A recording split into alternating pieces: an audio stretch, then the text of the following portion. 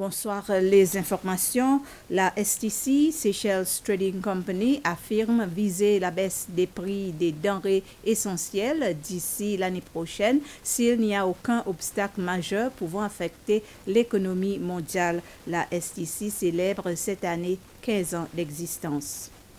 La directrice générale de la STC, Siana Bistoke, a déclaré que l'objectif de la compagnie est de passer plus de bénéfices à ses clients l'année prochaine s'il n'y en a pas de problème majeur pouvant affecter l'économie mondiale et avoir un impact sur le pays. Madame Bistoke a expliqué les efforts déployés pour résoudre les problèmes majeurs empêchant la compagnie de satisfaire au mieux sa clientèle. Il s'agit par exemple de certaines infrastructures qui ne sont pas idéales pour le stockage de la viande ainsi que des légumes.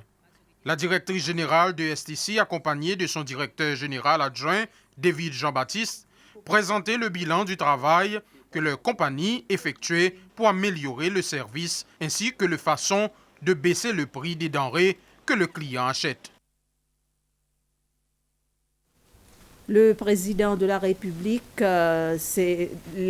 des Seychelles s'est jointe aux pays membres de la famille Commonwealth à travers le monde pour célébrer la journée du Commonwealth ce 13 mars. Dans son message pour marquer cette occasion, le président de la République exhorte chaque pays membre à considérer les progrès accomplis et à renouveler son engagement à œuvrer pour un avenir plus brillant au bénéfice de tous les citoyens de cette famille. Le président Wavell Ramkalawan demande à tous les pays membres d'un support mutuel afin d'affronter les défis et de saisir les opportunités de ce 21e siècle. Le président a affirmé l'engagement des Seychelles pour la protection des valeurs et des aspirations du Commonwealth et les Seychelles ont réaffirmé leur détermination à observer les principes de la démocratie, de tolérance, de loi, des droits humains et de la coexistence pour une société meilleure et pour le bien-être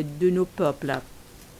Pour célébrer la journée du Commonwealth, le Conseil national de la culture, de l'héritage et des arts a organisé une cérémonie en collaboration avec le Haut Commissariat britannique. Cette cérémonie a eu lieu à Vanstown, à Sans Souci. La directrice générale du Conseil, Benjamin Rose, a souligné l'importance de ce site, rappelant essentiellement la visite de la reine Elisabeth en 1972. Le Conseil national de la culture, de l'héritage et des arts envisage de poursuivre la réparation et la restauration du site.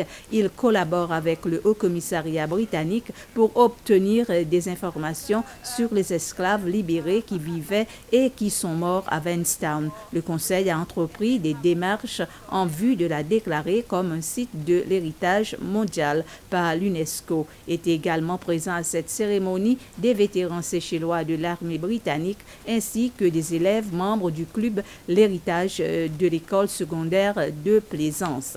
Merci de votre attention et bonsoir.